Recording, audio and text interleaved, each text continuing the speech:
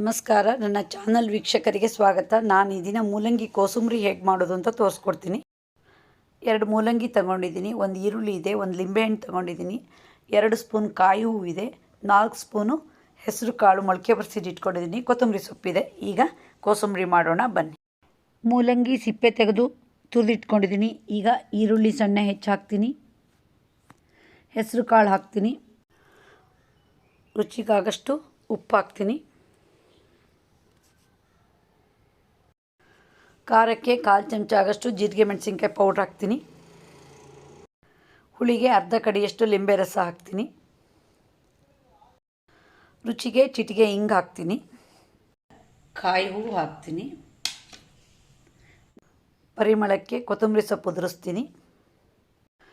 ಈಗ ಪರಿಮಳಕ್ಕೆ ಒಂದು ಒಗ್ಗರಣೆ ರೆಡಿ ಮಾಡಿದ್ದೀನಿ, ಹಾಕ್ತೀನಿ. ಈಗ ಕೊಬ್ಬರಿ ಎಣ್ಣೆ, ಉದ್ದಿನಕಾಳು, ಸಾಸಿವೆ ಕಾಳು, ಒಣಮೆಣಸು ಹಾಕಿದ್ದೀನಿ.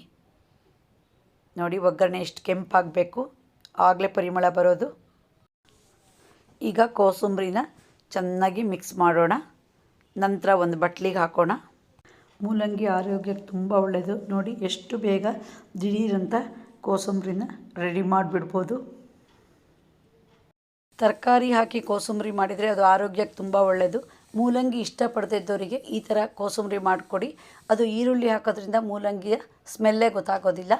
ರೊಟ್ಟಿ, ಚಪಾತಿ, ಅನ್ನದ ಜೊತೆ ನಂಚ್ಕೊಳ್ಳೋಕೆ ತುಂಬ ಚೆನ್ನಾಗಿರುತ್ತೆ.